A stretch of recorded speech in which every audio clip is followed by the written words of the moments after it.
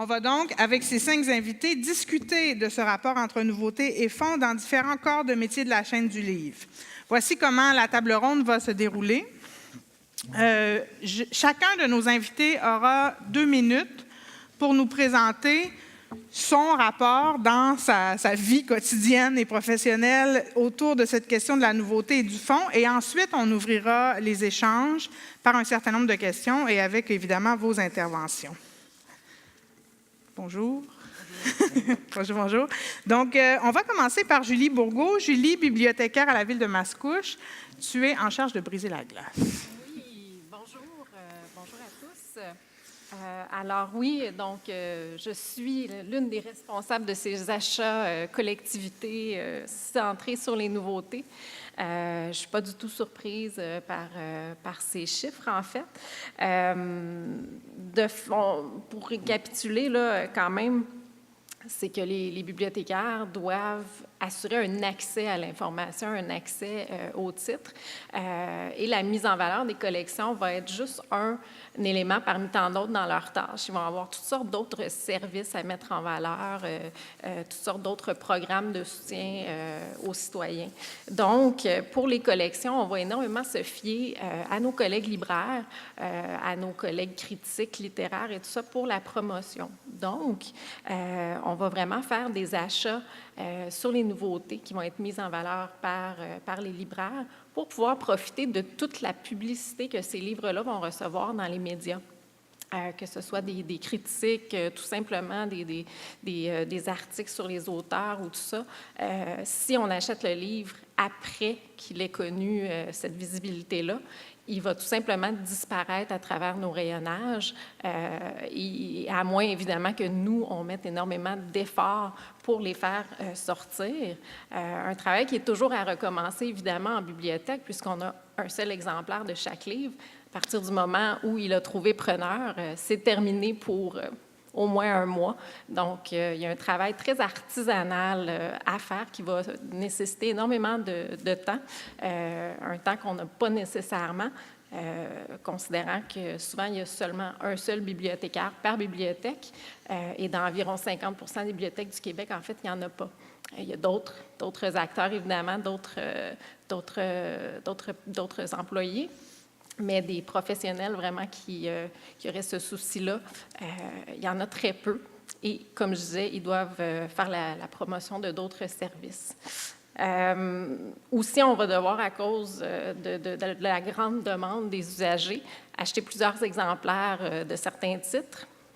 Et c'est sûr qu'au final, on est un petit peu coincé avec ces exemplaires-là par la suite. Au bout de leur durée de vie, peut-être de popularité, peut-être 1 an, 2 ans, 3 ans maximum.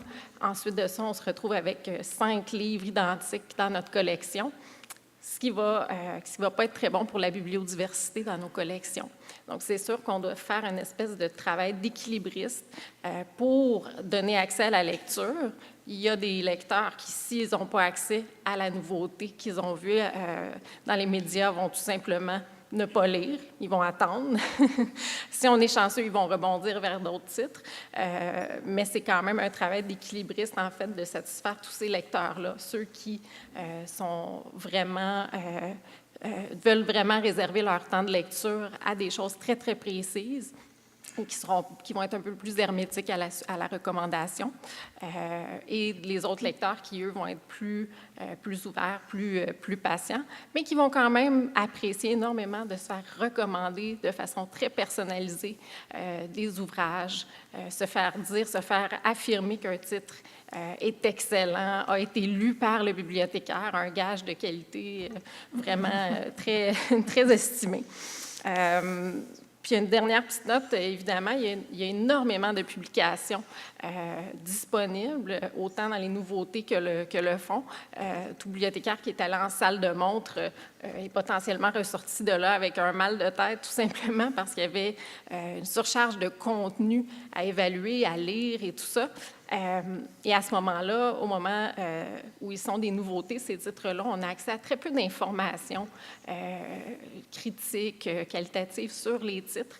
C'est beau un résumé, mais sans avoir lu le livre, on n'a aucune idée du style, on n'a aucune idée du niveau de lecture et tout ça. Donc, pour les bibliothécaires, il y a vraiment un travail, encore une fois, très artisanal et d'équilibriste, encore une fois, essayer de trouver un peu de tout pour un peu tout le monde et dans un temps quand même assez restreint. Alors, voilà, c'est un petit peu tout ça qui nous concerne. On veut très bien faire un travail avec très peu de temps et au final, on doit composer avec toutes sortes de demandes très variées de la part des lecteurs. Donc, j'aime vraiment l'expression, c'est vraiment un travail d'équilibriste là, à faire. Merci, Julie. Je vais donner maintenant la parole à Philippe Gendreau, qui est directeur général adjoint aux Éditions du Boréal. Bonjour, merci de l'invitation. Je pense qu'on commet toujours un peu une erreur en voulant opposer fond et nouveauté. Je pense que la question, c'est vraiment la place qu'on donne à l'histoire des idées, à l'histoire de la littérature, dans notre pratique quotidienne de la littérature, dans notre pratique quotidienne de notre métier dans la chaîne du livre. Et je pense que c'est essentiel de revenir à cette idée-là qu'une idée, un livre ne devient pas désuet du jour au lendemain et qu'au contraire, la littérature d'aujourd'hui, comme les idées d'aujourd'hui, se sont bâties sur les idées d'hier.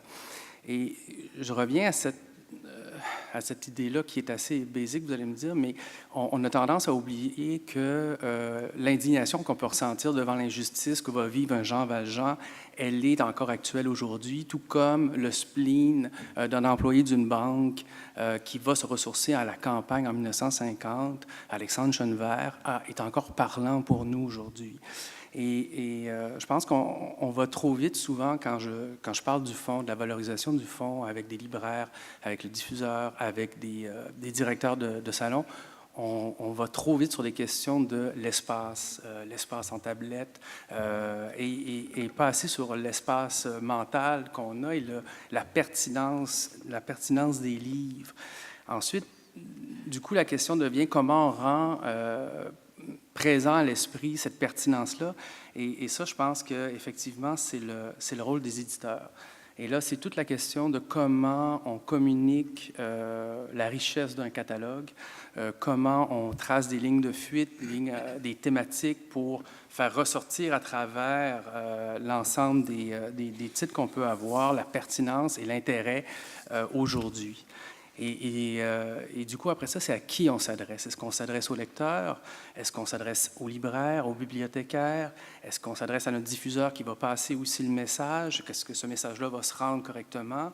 Est-ce que quand on fait une proposition de mise en place, l'idée qu'on avait qui est passée à travers plusieurs personnes, même à l'intérieur d'une librairie, la personne qui en aura entendu parler par son représentant, qui en aura entendu parler par son directeur des ventes, ne sera peut-être pas le libraire qui va ouvrir les boîtes, qui va comprendre l'esprit dans lequel on est. Donc, il y a vraiment tout un enjeu de communication au niveau du catalogue, à la fois pour rejoindre le public, rejoindre les acteurs de la chaîne et garder une cohérence des idées qu'on a pu avoir et de l'importance qu'on accorde encore à certains auteurs ou à certains titres. Après ça, bien sûr, vient la question de la disponibilité des titres, des enjeux économiques pour nous, de maintenir des licences, de maintenir des livres présents, physiquement présents. On va sûrement parler là, des courts tirages, de l'impression à la demande, mais aussi on ne parle pas souvent des enjeux de mise à jour des fichiers. Souvent, les mises en page qu'on a faites il y a 10 ans sont dans des logiciels qui sont plus fonctionnels, donc on doit refaire des mises en page. Là aussi, il y a des coûts certains. Je sais que sûrement les amis libraires vont parler du coût des tablettes, mais je reviens quand même à cette idée qu'il faut qu'on garde à l'esprit qu'il n'y a pas de désuétude évidente des auteurs du passé. Au contraire, il faut qu'on garde en tête toujours cette pertinence des auteurs de certains titres et autant en littérature que dans le monde des idées. Merci. Je vais maintenant donner la parole à Élodie Comtois, éditrice et directrice commerciale aux éditions Éco-Société. Bonjour, merci pour cette belle présentation et plongée sous-marine dans les réalités fonds nouveautés. C'était vraiment intéressant, la BTLF. Et je souscris à tout ce qu'a dit Philippe, fait que c'est bien, je vais en rajouter, je n'ai pas besoin de faire de répétitions. Fait que je vais continuer à faire du pouce sur la réalité d'un éditeur par rapport à son fonds. Et sa nouveauté qui s'interrelie. En effet, je pense que pour qu'un livre devienne du fond, il a fallu qu'il soit une nouveauté, puis qu'on en entende parler, puis qu'on le connaisse bien. Puis pour qu'un éditeur puisse inscrire cette nouveauté dans la durée, il faut qu'au moment de la sortie du livre, il ait fait un travail certain de bien expliquer le contenu de cette nouveauté. Donc, ça passe par tout le travail qu'on fait avec les différents intervenants de la chaîne, donc un argumentaire complet avec des lignes bien précises qui résument correctement l'ouvrage, les points forts, etc., des phrases, une seule phrase qui va résumer tout le livre, tous des enjeux de métadonnées qui peuvent paraître un petit peu fastidieux, mais qui sont essentiels pour ensuite permettre au livre de continuer dans la durée. Bon, ça, c'est l'aspect peut-être plus technique. Et ensuite, mais pour pouvoir organiser cette connaissance-là de nos ouvrages, qui vont durer, mais il y a une nécessité de connaissance fine de son fond et d'organiser cette connaissance. En sciences humaines, nous, éco-société, on est dans l'essai. Il y a un travail à faire de classement, d'une certaine façon. Nous, l'année dernière, on a fait un travail énorme pour nos 25 ans de défaire tout notre fonds, puis d'éclater les collections, puis de dire, OK, on va les organiser par savoir, puis quel livre appartient à quel savoir, puis comment est-ce qu'on peut présenter chacun des livres sous un autre angle. Puis ça, c'était complètement nouveau pour nous. C'était un gros travail, mais après, ça a été un outil pour libraires, représentants, professeurs, lecteurs, magnifiques. Ils ont découvert des ouvrages qui étaient assez oubliés. Fait que cette nécessité d'organiser le contenu et d'avoir une connaissance fine de son fond pour l'éditeur, pour moi, c'est essentiel pour pouvoir bien servir ensuite libraires et bibliothécaires.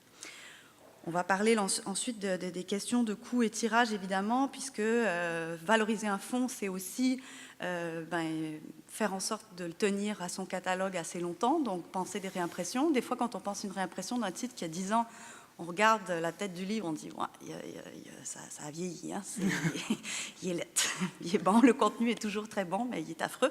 Il faut penser une nouvelle couverture, on a peut-être changé d'identité graphique, donc là, c'est revenir à cette nécessité de valoriser le contenu, mais avec un emballage différent. Je pense à ce que il y a des éditeurs comme le Cartani qui ont beaucoup travaillé aussi à remettre en valeur leur contenu sous une autre couverture. On va parler du poche cet après-midi, c'est encore une histoire d'emballage. Chez Boréal, vous avez votre collection poche. Bon, il y a tout cet emballage-là qui, mine de rien, fait une grosse différence sur la valorisation du fonds. Ensuite, j'aimerais parler des salons du livre, qui sont une vitrine assez extraordinaire pour les éditeurs pour montrer leurs fonds. Parce que c'est un moment où les livres ne sont pas rangés par catégorie comme dans une librairie, en littérature, en géographie, etc., mais où on voit tout d'un coup l'ensemble du catalogue de l'éditeur avec une certaine cohérence et où le lectorat peut avoir accès à tous les ouvrages. Nous, on se fait un devoir d'amener énormément de fonds dans nos salons du livre, et le nombre de titres qu'on vend à un seul exemplaire, c'est pour ça que je ne suis pas du tout surprise des résultats de la BTLF, c'est toujours impressionnant. Puis ce n'est pas toujours les mêmes titres. Il y a des titres qu'on n'a pas vendus pendant 2 ans, puis une année, on l'a vendu. Mais tant mieux, il a trouvé son lectorat. Alors, en termes de rentabilité, peut-être que ce n'est pas extraordinaire, mais c'est notre métier, c'est de faire vivre un contenu. Donc, il me reste combien de temps? C'est fini, hein? Oui. Okay. C'est ça, je vais m'arrêter là. Non, dernière chose, c'est qu'il faut faire preuve d'humilité aussi et accepter pour un éditeur quand un titre, il a fini sa vie, puis que des fois, il faut accepter que c'est fini. Voilà. Merci, Élodie. Je donne maintenant la parole à Elena Laliberté, libraire à la librairie La Liberté. Alors, bonjour tout le monde. Écoutez, moi, je dois vous dire que je suis issue de la librairie généraliste. Je vais essayer d'adapter mon discours pour être le plus représentatif des acteurs de mon domaine. Mais donc, c'est ça, nous, la librairie La Liberté, c'est une librairie généraliste de fonds.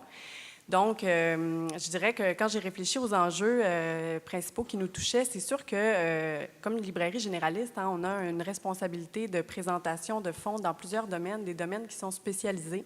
Puis quand on parlait du taux de rotation des stocks, tout ça, là, dans mes rayons architecture, musique, cinéma, écologie, j'ai des rayons très spécialisés en droit, tout ça. C'est sûr que les taux de rotation ne sont pas là, mais on s'est toujours fait un devoir de présenter un fonds de qualité dans tous ces rayons-là, malgré tout.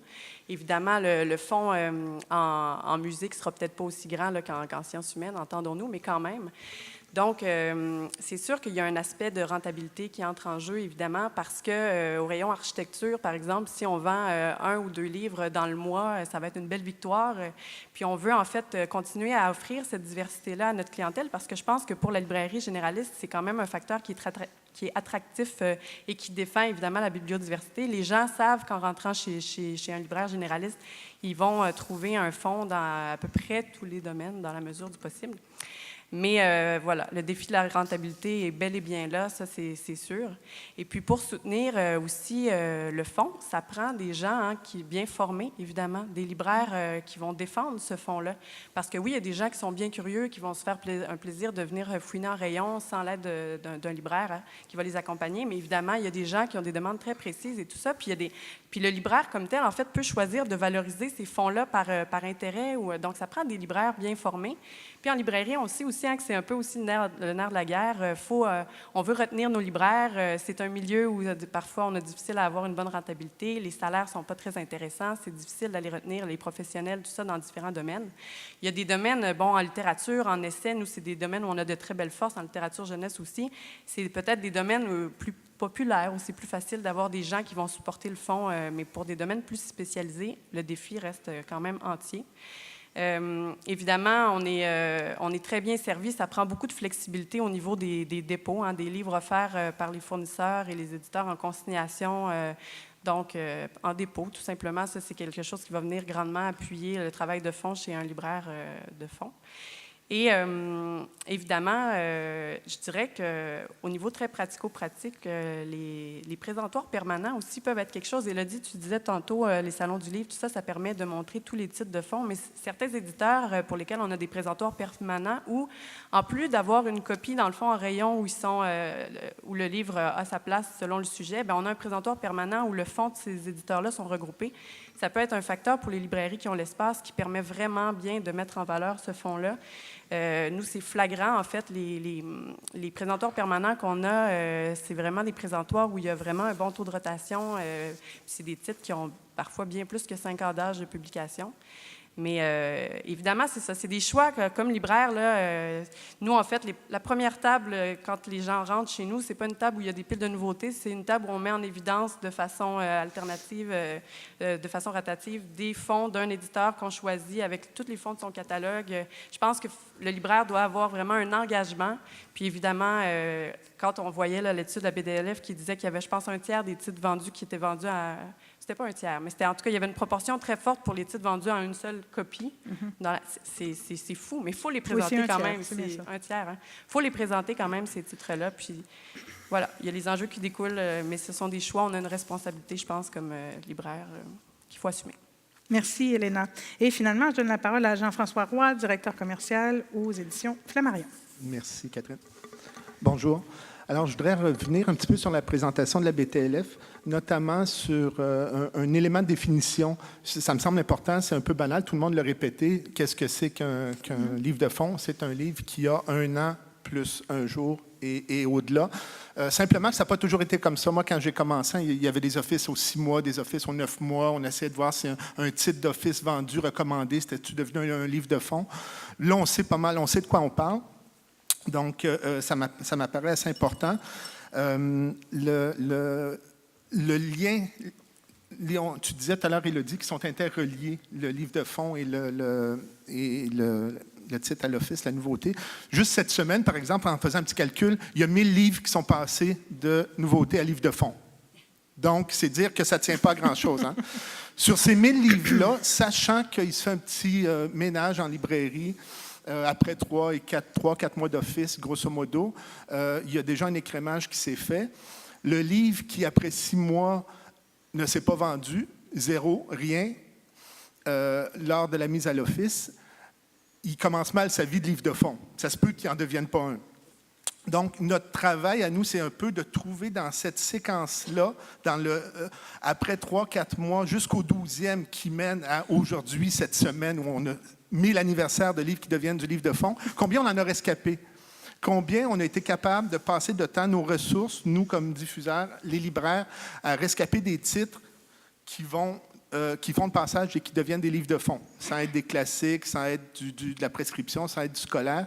C'est ces livres-là, je pense, sur lesquels on pourrait peut-être mettre un petit peu plus de temps pour bien savoir qu'est-ce qu'ils ont dans le ventre, en fait, hein, ces titres-là, qu'est-ce qu'ils peuvent nous donner, jusqu'où ils peuvent nous amener. Donc, l'interrelation pour moi, ça m'apparaît le plus important entre le livre de fond puis le livre d'office. C'est un moment où on doit vraiment, auquel on doit porter attention, parce qu'on fait beaucoup de travail sur l'office, et c'est souvent en amont. On travaille sur des titres à l'office. On essaie de deviner, le libraire, combien on va en vendre, combien tu en veux, hein, combien l'éditeur a fait la même job. Alors qu'on a un vivier de livres de fond, 46 % des ventes sont faites de livres de fond sur 72 % des titres. Ces livres-là, ils ont un historique. Ces livres-là, à la rigueur, on sait combien on peut vendre certains d'eux dans le mois. Donc, il y a des données qu'on pourrait utiliser pour bien travailler ces titres-là de fond, les titres de l'office qu'on est en train de travailler, et pas seulement en amont, parce qu'on essaie de deviner les ventes, mais on pourrait se servir, et à bien des façons, avec des services, avec une meilleure peut-être utilisation de nos outils informatiques, nos outils qui se parleraient plus, pour bien rescaper un titre de l'office et qui puisse un jour revendiquer, comme tous les autres, moi je suis rendu un livre de fond. Voilà. Belle revendication. On reviendra sur ces questions-là. Je vais y aller avec quelques questions, puis ensuite on se tournera vers notre public attentif. Mais j'aimerais revenir sur la question de la formation qu'Elena évoquait, qui, je suppose, est aussi vraie en bibliothèque, c'est-à-dire qu'il faut avoir des libraires, des bibliothécaires formés, informés aussi, pour être capable de faire la valorisation du fonds. Qu'est-ce qu'on pourrait faire de plus pour que ce soit possible? Est-ce que la situation vous semble satisfaisante ou il y a beaucoup de boulot à faire dans ce domaine-là? En bibliothèque, il y a effectivement du travail à faire parce que c'est peut-être pas un secret de polichinelle, mais je veux dire, on ne devient pas nécessairement bibliothécaire, gestionnaire, en étant en même temps grand amant de la littérature et tout ça. Ça pourrait être tout à fait possible qu'on soit, je ne sais pas, spécialiste en histoire, donc d'une portion très restreinte de la collection, et qu'on lise très peu de fiction, par exemple. Mais comme je disais, souvent, il y a un seul bibliothécaire sur place. Il y a évidemment une équipe pour le soutenir, mais quelqu'un qui est vraiment un professionnel qui a la bibliodiversité à cœur, il va en avoir très peu, et cette personne-là va être prise par d'autres tâches le plus souvent. Donc, c'est certain qu'il faut faciliter le travail de cette personne-là ou de son équipe qui est dédiée à la sélection. Il faut vraiment avoir le plus d'informations possible, le plus tôt possible. Souvent, on va avoir un déséquilibre, surtout avec le livre québécois, parce qu'en France, on va profiter d'un délai d'importation, si on veut. Et aux États-Unis, par exemple, ou toute littérature étrangère, on va avoir le délai de traduction. Donc, si jamais je reçois un livre, je vois qu'il est traduit, je peux faire une recherche rapidement avec le titre original et je vais déjà avoir des commentaires des usagers, des lecteurs, en fait. Donc, il faut réussir à rattraper, à créer un peu là, de l'information supplémentaire, surtout pour le livre québécois, parce que sinon, si je devais tout simplement faire un travail un peu aveugle, comparer simplement critique pour critique, nombre de commentaires pour nombre de commentaires, bien, le québécois ne serait jamais favorisé, même si on sait très bien qu'on a une mission de valoriser la littérature d'ici, et même si les citoyens sont généralement très, très proactifs à nous demander de la littérature québécoise. Donc, il y a quand même, ça se rend bien aux lecteurs, mais effectivement, il faut qu'on ait accès à plus d'informations, puis sensibiliser les bibliothécaires, mais je pense que la plupart le sont, mais tout simplement, il y a un manque de temps, il y a un manque de... Si on doit regarder chaque livre un par un, au moment moment de l'achat et qu'on doit les regarder à nouveau. On disait qu'il faudrait revoir chaque livre une fois ou 3 ans. On a une collection de 75 000 documents. Je vais passer mes journées à juste continuer à réévaluer mes titres un après l'autre. Puis pour le documentaire, ça va. Je peux y aller de façon très méthodique avec Memento. Est-ce que j'ai des livres sur tous les sujets? En espérant qu'ils ne soient pas désuets, en espérant tout ça. Mais au niveau de la fiction, comment je fais, sans connaître le livre intimement, que ce livre-là a bien vieilli? Il faut que j'aille ailleurs, il faut que je trouve de l'information, tout ça. Je trouvais ça bien intéressant, justement, les catalogues par savoir. Effectivement, parce que moi, recevoir un catalogue de nouveautés d'un éditeur, ça va, mais je dois l'évaluer, je dois le considérer avec les autres catalogues des autres éditeurs. Donc, je ne vais pas me mettre à collectionner un après l'autre. Il faut que ce soit réuni. Donc, c'est ce genre d'éléments-là qui pourraient vraiment nous aider, là. En lien avec la librairie, je pense que bon, il y a toujours un facteur qui joue un peu contre nous là-dessus, c'est le facteur temps. On est toujours bien occupé, puis en bibliothèque, puis dans les autres secteurs aussi, évidemment, mais on a quand même une association qui nous propose des programmes de formation très intéressants qu'on peut offrir à notre personnel, notre équipe de libraires. Je pense qu'on doit aussi miser, dans le fond, avec nos ressources internes. Souvent, c'est des gens passionnés qui travaillent en librairie, qui ont des connaissances, puis qui sont très autodidactes, curieux de nature, puis dans leur domaine, les domaines qui les passionnent, ils vont acquérir des connaissances qui sont vraiment larges, qu'on peut essayer de rendre plus, en fait, de partager davantage avec l'équipe pour rendre plus fluide la transmission des spécialisations de chacun. C'est sûr que bon, les rencontres avec les éditeurs, tout ça, quand on a le bonheur de les recevoir en librairie, mais je pense qu'il y a beaucoup, en fait, du poids de la formation qui repose sur les propriétaires, les gestionnaires de librairies qui doivent avoir ça en tête, qui doivent faire un choix, en fait, de libérer du temps puis organiser les horaires pour que la formation soit possible. Et je pense que ce qui serait bien aussi, c'est peut-être d'avoir aussi davantage d'aide des programmes de la SODEC, tout ça, en tout cas pour soutenir vraiment encore plus ce volet-là de formation, mais puis donner beaucoup plus de latitude au milieu, parce que chaque milieu est différent. Moi, je suis ici de la librairie généraliste, il y a des librairies spécialisées. On n'a pas du tout tous les mêmes besoins de formation. On connaît très bien notre clientèle. On a une façon de travailler chacun à chaque milieu qui nous est propre. Alors, on est beaucoup plus en mesure de mieux cibler où on a besoin de parfaire la formation. Donc, je pense que c'est ça. Si on avait le temps, c'est un facteur. Évidemment, les coûts reliés à ça, la formation, c'en est un autre. Mais ça part beaucoup de la volonté, je pense, de chaque équipe de librairie. Puis, c'est des réalités qui sont très différentes. Alors, chaque petit plus qui peut nous donner plus de flexibilité à ce niveau-là, c'est à considérer, là, au niveau financement et compagnie. Voilà, savoir quel type d'outils vous aimeriez avoir, quel type de...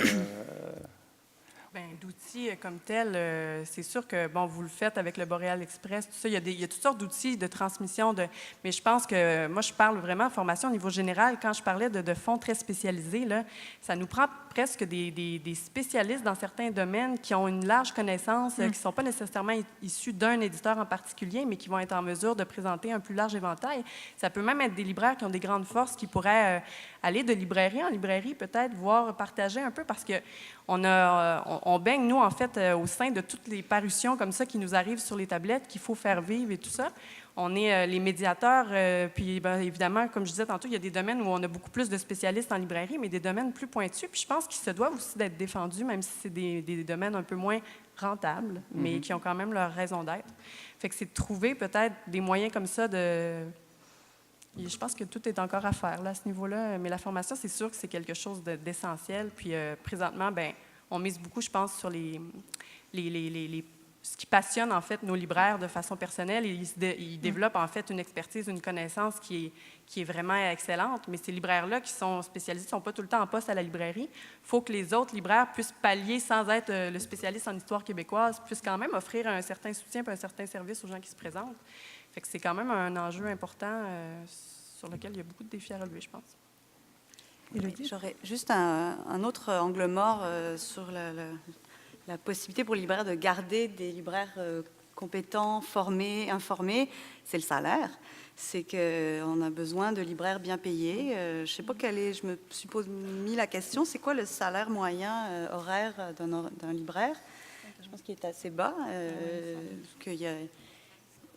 c'est ça. Ben, c'est ça. C'est Comme il y a des revendications du salaire minimum à 15 piastres de l'heure. Je pense que ça pourrait être un minimum, même si c'est pas génial non plus, mais je pense que ça pourrait être une revendication des libraires et des commis. Travailler dans un fast-food ou est parfois mieux payé que travailler en librairie. Alors que c'est des niveaux d'études et de formation beaucoup plus élevés. Donc oui, battez-vous pour un meilleur salaire. Je vais aller vers vous dans quelques minutes, mais avant ça, je lance une autre question, peut-être plus pour les éditeurs, mais vous aurez sans doute, libraires et bibliothécaires aussi, un point de vue. Mais j'évoquais tantôt cette question qu'il existe plusieurs types de fonds, en fait, que tous les fonds ne sont pas équivalents. On parlait de ces livres à célébrer qui deviennent du fonds. Je pensais entre autres au cycle des prix qui fait que certains livres de fonds redeviennent d'actualité parce que le cycle des prix fait que plusieurs livres qui gagnent des prix ont plus d'un an, en fait.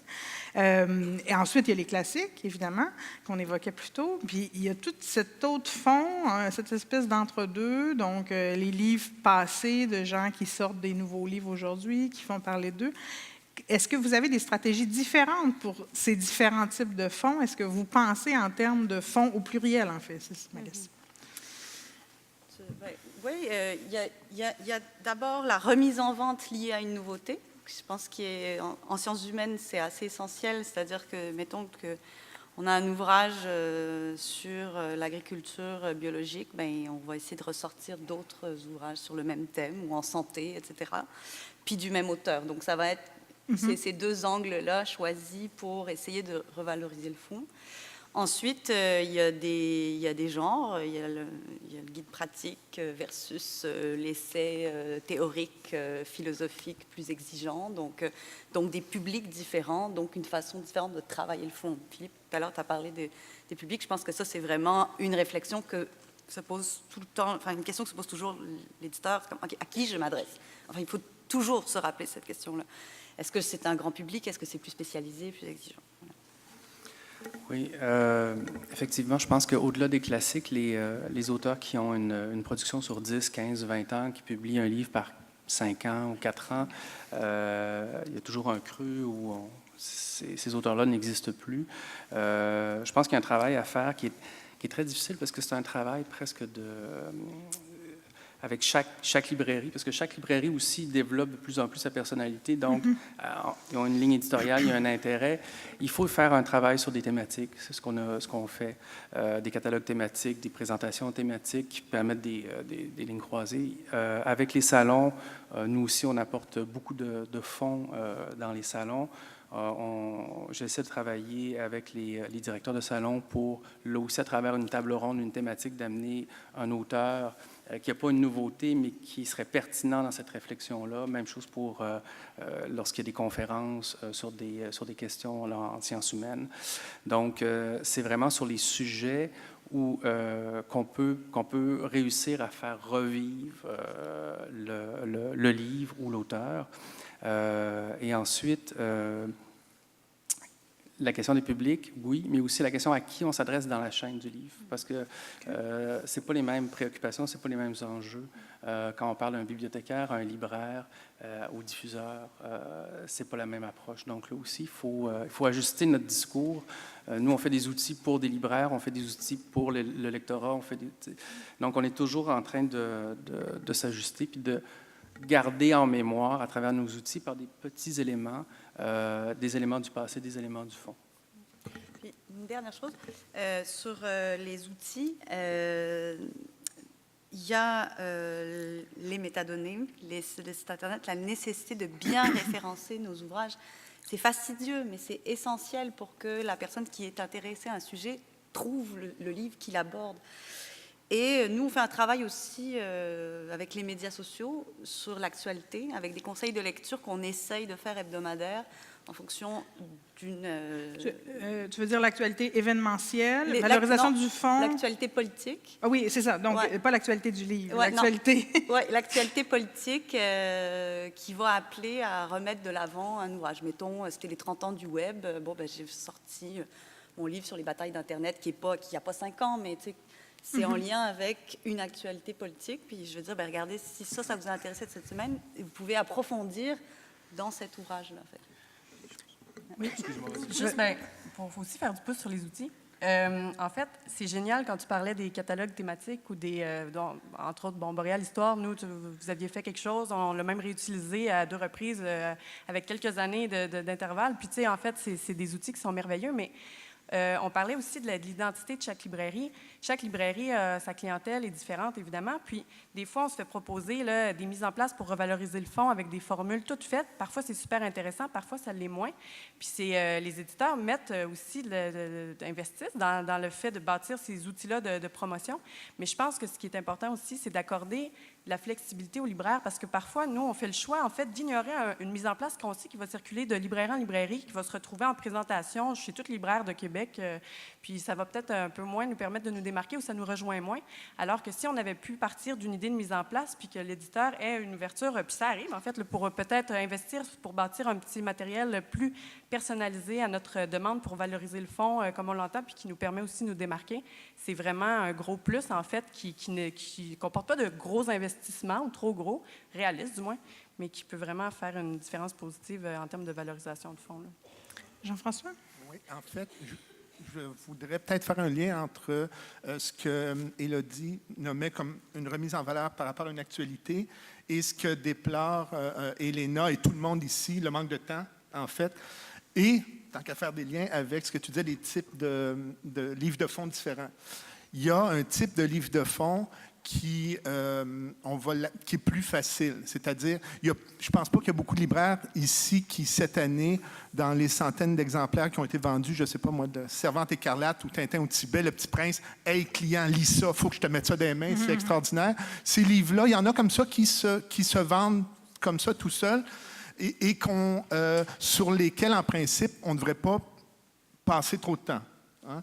Et donc, permettre d'avoir effectivement, on a un fonds qui ronronne, qui roule, qui a besoin de changer. Ce n'est pas les mêmes milliers de livres en début d'année qu'en fin d'année, parce qu'il y en a, on l'a dit tout à l'heure, on veut découvrir dans les offices les futurs livres de fonds.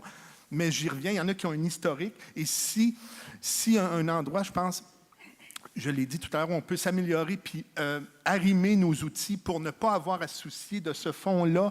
Et quand arrive un moment où il y a une actualité qui ne correspond pas nécessairement, pour nommer une quantité aux 108 libraires qui sont ici, hein, chacun, c'est pas vrai que le même fonds est partout, mais il y a un fonds qui est plus facile, puis un fonds qui demande de l'amour, hein, qui demande vraiment un investissement, qui demande avoir des personnes sur place, qui demande à ce que la librairie ait un tel profil. Mais la partie la plus facilement gérable de ces fonds-là, si elle pouvait être plus ou moins autonome, ça libérerait, je pense, un peu de temps à toutes les personnes qui gèrent des retours, des achats, du transport. Voilà, donc il y a un fonds comme ça qu'on pourrait... Juste pour faire du pouce sur ce que tu dis... Faire du pouce sur ce que je dis, c'est bon. Notre distributeur français, Harmonia Mundi, nous demande régulièrement nous envoie un tableau sur un fonds précis, sur un sujet précis. Dernièrement, c'était écologie. Alors moi, j'étais comme, oh mon Dieu, j'en ai tellement. Mais du coup, j'ai eu à faire un travail de moine, de détailler chaque livre dans lequel, c'est une phrase d'accroche, un petit texte. Bon, OK. Là, ils ont tout ça. À chaque fois qu'ils vont vouloir, là, c'est un outil qu'ils ont sur tous les sujets en écologie. Ils ont fait la même chose pour les mouvements sociaux. Il y avait les Gilets jaunes. On a dit, bon, OK, on fait un outil mouvements sociaux. C'est quoi vos livres, mouvements sociaux? Mais ils nous font aussi des demandes sur... c'est l'anniversaire de la mort de tel auteur, commémoration de telle chose. Qu'est-ce que vous avez comme titre? Littérature russe, qu'est-ce que vous avez comme titre? Là, les éditeurs doivent comme fournir... Fait que là, ça leur montre une banque de données, puis comme tu dis, pour des fonds qui nécessitent plus de travail pointu, en fait. C'est pas du livre qui... Et ça, je pense que c'est extrêmement intéressant comme outil. Pendant que Philippe prend la parole, j'inviterai ceux qui voudraient soit poser des questions ou bien partager leur propre expérience par rapport à ces questions à vous rendre au micro. Il faut juste faire attention aussi avec l'actualité. L'actualité va super vite et le moment où tu peux être réactif, d'une part, ça prend du temps. On parlait du temps des libraires là, qui pour se former, mais d'être toujours prêt à réagir en fonction de ton fonds à l'actualité, c'est une chose. Ensuite, tu réagis à l'actualité, tu peux le faire en médias sociaux, c'est une chose, mais ça ne veut pas dire que le livre va se rendre en librairie quelque part, physiquement présent, jusque dans la main d'un libraire qui va le donner à un lecteur ou dans un bibliothécaire. Mais ce dont on n'a pas parlé aussi, c'est évidemment les collections de poche, là, qui sont vraiment un outil essentiel. Puis je sais qu'on va en parler, vous allez en parler cet après-midi, mais qui est essentiel pour redonner le second souffle à un catalogue à un prix évidemment compétitif. J'aurais Oui. deux petits points. En fait, c'est sûr, on s'en excuse. Vu le manque de temps, il y a un certain raccourci qui peut être fait. Lorsqu'on va voir une réédition, on va être très prudent, en fait. On va être très prudent parce que c'est sûr que c'est beaucoup plus simple de simplement se fier à ça, c'est une nouveauté. Je suis sûre que le contenu est à jour, tandis que la réédition, est-ce que le travail de refonte a été fait? Est-ce que vraiment tous les faits ont été revérifiés? Donc, il y a vraiment peut-être un travail de confiance à bâtir entre éditeurs, libraires, bibliothécaires, là, pour vraiment faire confiance que le travail de recherche a vraiment été fait, puis que ce soit tout simplement expliqué potentiellement là, dans les informations qu'on reçoit avec ces titres-là. Puis une petite note, le livre de poche en bibliothèque, c'est un flop total. En fait, on n'est pas contre en soi, je veux dire, ça reste un livre. Tant qu'à ne pas avoir un livre, on va préférer l'avoir en poche, mais au niveau des statistiques de prêt, ça ne fonctionne vraiment pas. Les gens, des fois même, c'est vraiment, on va avoir une collection, là, même de quelque chose de populaire, des romans policiers, puis là, oups, celui qui est en poche, lui, il ne sort pas du tout du même auteur. Donc, il y a vraiment, on essaye, on n'a pas le choix, on se dit, OK, on va le faire quand même. Pour les classiques littéraires, ça va souvent être la seule option. Mais les gens, justement, ceux qui ont le désir d'aller vers les classiques littéraires et qui ne sont pas des étudiants, par exemple, là, qui vont prendre n'importe quel format pour la cause, ils vont rechercher un bel ouvrage. Ils vont avoir un amour du livre, autant pour le prêt que l'achat de ce livre-là, qui fait en sorte que vraiment un ouvrage plus travaillé va aller les chercher davantage que le livre de poche qui donne accès surtout au contenu, mais pas à un produit là, un petit peu plus luxueux. Monsieur, on vous écoute. Merci de vous présenter. Alors, oui, bonjour. Christian Laliberté, libraire généraliste. Écoutez, c'est sûr que je vous écoutais discuter. Il y a beaucoup de choses intéressantes qui se sont dites. Je partage beaucoup d'opinions. J'aimais bien entendre M. Gendreau parler et Mme Comtois d'éco-société, de la récupération de métadonnées, etc., parce que ce sont des outils aussi pour les librairies, pour aider à répondre à la demande, conseiller, etc.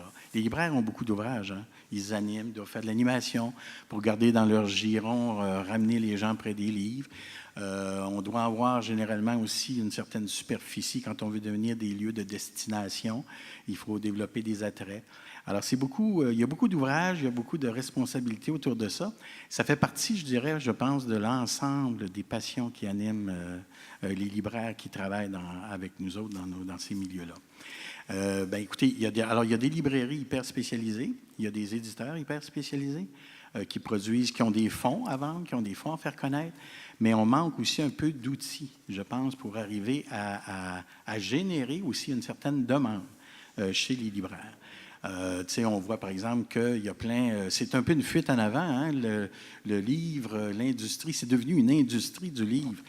Travailler le fond, il faut remettre un peu aussi la passion, le cœur et la volonté, même si la rentabilité n'est pas toujours là, mais je pense qu'on peut le développer et ça peut connaître parce que c'est aussi ce qui fait, chez nous, entre autres, un lieu de destination où les gens viennent pour ça. Écoutez, il y a des attachés de presse qui travaillent pour la promotion des nouveautés qui s'en viennent. Il n'y a pas, par contre, je regarde dans nos outils communs, par exemple, des attachés de presse qui travailleraient auprès de toutes les émissions qui débattent de sujets qui pourraient, à l'occasion, utiliser des ouvrages thématiques ou même des ouvrages de littérature de fond. Il n'y a pas cet outil-là qui existe. Et même dans les outils qu'on a, les libraires, tout ça, nous sommes beaucoup tournés vers la nouveauté. Et parce que aussi les journées aux 24 heures et la connaissance que ça en demande, et quand même, le temps est restreint pour acquérir toute cette connaissance-là. Alors, on doit même défrayer des coûts importants pour garder nos banques de données à jour. On n'a pas un accès très grand, avec toutes les métadonnées qui nous permettraient de bien cibler, de bien utiliser, de pouvoir répondre complètement aux demandes spécifiques qu'on a. Alors, il y a quand même énormément de travail encore à faire, puis il y a peut-être des outils communs qu'on pourrait se donner. Merci. Merci, M. Laliberté. Madame. Bonjour, Sandra Gontier de la SODEC. Je réagirais peut-être sur un premier point, la formation. Étonnamment, le volet de dépenses admissibles que les libraires présentent à la SODEC en formation, c'est celui qui est le moins utilisé. Donc, il existe, mais il est très, très peu utilisé. Question de temps, question de disponibilité financière, j'en sais rien, mais il existe. L'autre chose, j'ai une question peut-être plus pour Elena, Élodie et Philippe. Qu'en est-il? Bon, vous avez parlé de médiation, évidemment, en termes d'outils, mais on entend beaucoup les libraires parler de médiation aussi, d'accueillir des activités de l'animation en librairie, et là, on n'en a pas entendu parler. Et ce qu'on constate beaucoup en termes d'activités de médiation, c'est sur la nouveauté uniquement. On fait des lancements, on reçoit des auteurs qui publient un livre, mais qu'en est-il d'organiser des activités en lien avec des livres de fond? Moi, personnellement, j'avais bâti une idée de médiation assez long terme pour travailler le fond, pour travailler avec des auteurs qui n'avaient pas publié des nouveautés, qui devaient s'asseoir au départ sur les salons, puis après ça, revenir dans les régions où il y avait eu le salon en librairie et de faire vivre à travers les institutions scolaires. Et je ne sais pas si... je n'ai pas fait de demande à la SODEC, mais j'ai fait des demandes ailleurs et je n'ai pas été financé. Et là, là, on tombe vraiment dans la question des ressources, du besoin qu'on peut avoir, parce que malgré les statistiques, quand même, toute la chaîne est orientée, on l'a dit, vers la nouveauté. Donc, quand on travaille le fond, on est un petit peu à contre-courant. Quand on veut faire des gestes très concrets, dire je t'envoie, Elena, est-ce que tu accepterais de recevoir, je ne sais pas, Monique Proulx, out of the blue, parce que ça se prévoit 6 mois d'avance. Là, ça ne peut pas être, c'est l'actualité, je t'envoie Monique Proulx demain matin. Il n'y a pas dans l'écosystème, il n'y a rien pour utiliser l'expression en anglais pour avoir de la grip. On dit, mais c'est quoi le sujet, c'est quoi l'angle? Donc, il y a un risque financier pour la librairie, il y a un risque financier pour nous, il y a un risque qui, s'il n'est pas comblé par une aide, ça devient extrêmement difficile. Quand on fait des outils, on peut faire un outil générique, puis on l'envoie à tout le monde, puis on essaie de travailler de façon générale, mais quand on essaie de développer quelque chose de très spécifique, même chose avec les salons. Nous, on a augmenté notre présence de stands dans les salons, dans certains salons, pour avoir du fond. Bien, c'est un risque. On essaie de travailler avec les directeurs de salon pour avoir des auteurs qui ne sont pas dans les nouveautés, qui peuvent faire animer le fond, mais pour eux aussi, c'est un risque. Donc, c'est un risque qui se partage partout dans la chaîne. Donc, ça devient... Moi, en tout cas, j'en ai une volonté de faire ça, mais l'enjeu de la ressource est vraiment le frein que je peux avoir. Et je sens les gens qui voudraient, mais tout le monde est un peu sur le frein de dire, OK, là, on est quand même... on est juste, donc c'est un risque que je sens que les gens ne sont pas prêts à prendre concrètement, mais qu'ils aimeraient pouvoir le prendre. Effectivement, vous l'avez très bien dit, Mme Gontier, le facteur temps, c'est quand même... Parce qu'évidemment, c'est logique, hein, la majorité des activités qu'on se fait proposer sans demander, c'est des activités souvent reliées à la nouveauté. Et sinon, pour bâtir des activités pour valoriser le fond, bien, ça demande du temps, ça demande quelqu'un, souvent à l'interne, hein, qui est vraiment engagé pour ça. Moi, je peux vous nommer quelques exemples. On en fait bientôt une en poésie où c'est principalement des ouvrages de fond qui vont être valorisés. Au printemps, en apiculture, avec Éco-Société, où on fait toute une commande de mise en place sur les livres qui ont un lien avec l'apiculture, les abeilles, tout ça, pour le valoriser. Même chose à la relâche, mais ce sont toutes des opérations qui demandent du temps et qui, au final, aussi, ne génèrent pas nécessairement beaucoup de ventes. Ce sont des événements, en fait, où les gens, évidemment, vont prendre plaisir à venir. C'est un bonheur pour nous de valoriser les fonds lors de ces événements-là, mais c'est des événements, on ne peut pas se le cacher, où il va y avoir beaucoup moins de ventes. Ça va être plus positif au niveau du moment de la rencontre, là, les gens, l'expérience que les gens vont vivre et tout ça. Mais le temps, c'est vraiment, je pense, le nerf de la guerre à ce niveau-là. Puis, effectivement, ça part d'une volonté personnelle, je pense, d'investir du temps puis de se dire, bon, là, c'est vraiment des activités pour valoriser avec le fonds qu'on va bâtir spécifiquement, alors c'est sûr qu'on ne peut pas non plus écarter les activités en lien avec la nouveauté. Mais vous avez bien raison quand vous parlez là, du fait que la plupart des activités offertes valorisent la nouveauté. Je pense que ça s'explique en grande partie à cause du temps qui entre en jeu pour Juste, les parents. peut-être, j'aimerais juste peut-être relancer sur la question de la résidence en librairie dont on entend de plus en plus parler. Évidemment, on revient au financement, il faut qu'il y ait un financement disponible, mais ce concept-là de la résidence d'un auteur en librairie, comme il y a présentement à la librairie du Square à Outremont avec Melika Abdelmoumen, est-ce que c'est quelque chose qui vous parle comme étant une possibilité justement de faire vivre le fonds, puis peut-être développer une relation entre l'auteur et le public d'une librairie à plus long terme, finalement? Je veux bien me placer pour répondre à cette question parce que je connais mal, je trouve ça fabuleux comme concept, mais en effet, c'est peut-être une piste d'action. Mais c'est en effet, encore une fois, pour les activités sur le fond, pour les éditeurs aussi, c'est un manque de temps parce qu'on est toujours pris avec la nécessité de faire connaître ce qu'on sort.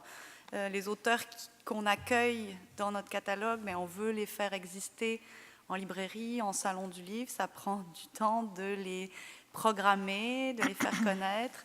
Donc, on est pris par la nouveauté sur les activités en librairie, ça c'est clair. Puis, en effet, les outils qu'on va développer pour le fond, ils sont davantage textuels, catalogue, salon du livre, donc de montrer les ouvrages, de faire des liens, de faire des catalogues thématiques. Ceci dit, en effet, si on veut bâtir des activités autour d'un auteur et donc de son fond, donc pas juste de sa nouveauté, c'est de l'installer dans le temps, puis si on réfléchit à l'inviter pour une dernière nouveauté, c'est de ne pas se cantonner à cette nouveauté. Je pense à l'exemple d'Alain Deneau qui a déjà été invité à la librairie L'Exèdre à Trois-Rivières. C'était un lecteur de la librairie qui l'interviewait, puis on parlait de toute son œuvre, puis on fait des ponts entre paradis fiscaux, multinationales. Bon.